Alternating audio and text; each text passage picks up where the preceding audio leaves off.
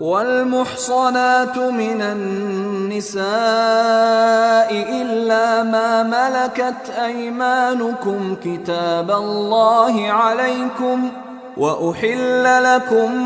ما وراء ذلكم أن تبتغوا بأموالكم محصنين غير مسافحين، فما استمتعتم به منهن فآتوهن أجورهن فريضة، ولا جناح عليكم فيما تراضيتم به من بعد الفريضة، إن الله كان عليما حكيما. ومن لم يستطع منكم طولا أن ينكح المحصنات المؤمنات فمما ملكت أيمانكم من فتياتكم المؤمنات، والله أعلم بإيمانكم بعضكم من بعض، فانكحوهن بإذن أهلهن وآتوهن أجورهن بالمعروف محصنات غير مسافحات ولا متخذات أخدان، فإذا أحصن فإن أتين بفاحشة فعليهن نصف ما على المحصنات من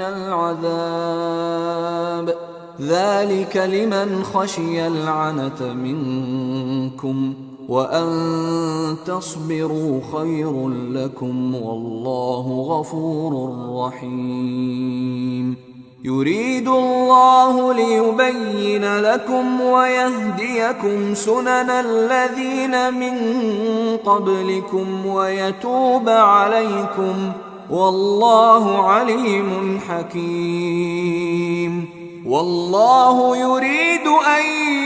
يتوب عليكم ويريد الذين يتبعون الشهوات أن تميلوا ميلا عظيما. يريد الله أن يخفف عنكم وخلق الإنسان ضعيفا. يا أيها الذين آمنوا لا تأكلوا أموالكم بينكم بالباطل إلا أن تكون تجارة عن تراض منكم، ولا تقتلوا أنفسكم، إن الله كان بكم رحيما. ومن يفعل ذلك عدوانا وظلما فسوف نصليه نارا، وكان ذلك على الله يسيرا. إن تجتنبوا كبائر ما تنهون عنه نكفر عنكم سيئاتكم وندخلكم مدخلا كريما. ولا تتمنوا ما فضل الله به بعضكم على بعض، للرجال نصيب مما اكتسبوا وللنساء نصيب مما اكتسبن، واسألوا الله من فضله، إن الله كان بكل شيء عليما. ولكل جعلنا موالي مما ترك الوالدان والأقربون والذين عقدت أيمانكم فآتوهم نصيبهم، إن الله كان على كل شيء شهيدا. الرجال قوامون على النساء فضل الله بعضهم على بعض وبما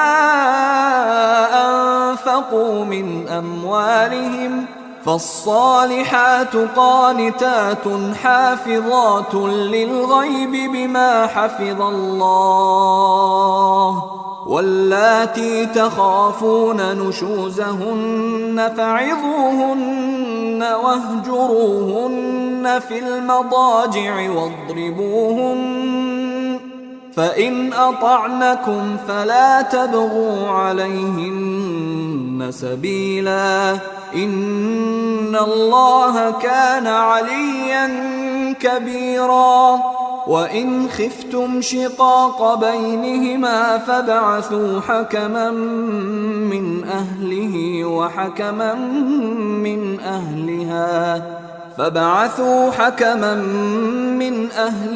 وحكما من أهلها إن يريدا إصلاحا يوفق الله بينهما إن الله كان عليما خبيرا واعبدوا الله ولا تشركوا به شيئا وبالوالدين إحسانا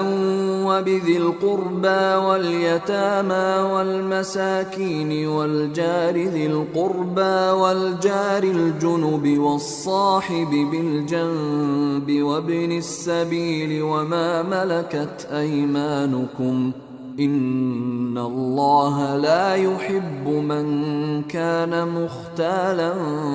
فخورا الذين يبخلون ويأمرون الناس بالبخل ويكتمون ما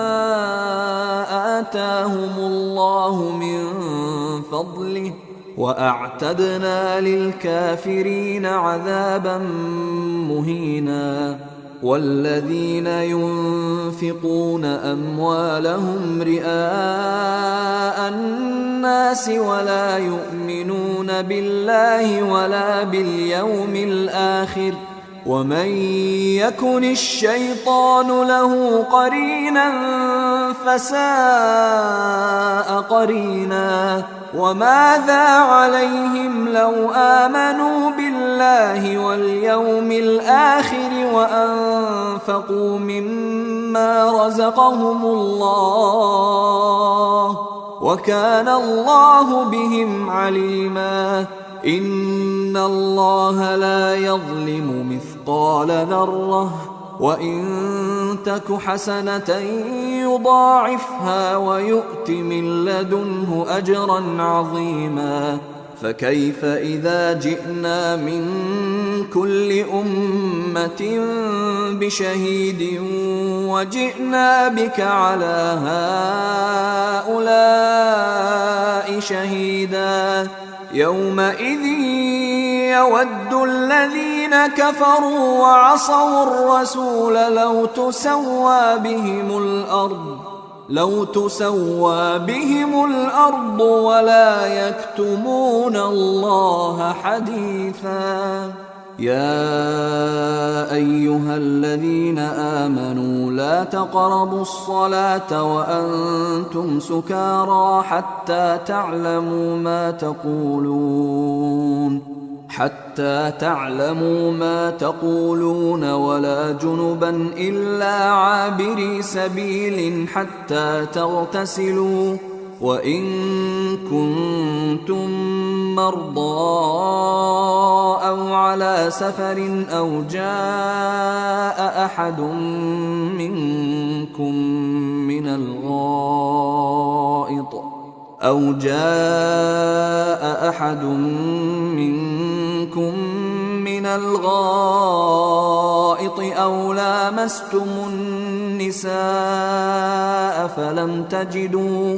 أو لامستم النساء فلم تجدوا ماء فتيمموا صعيدا طيبا فامسحوا بوجوهكم وأيديكم إن الله كان عفوا غفورا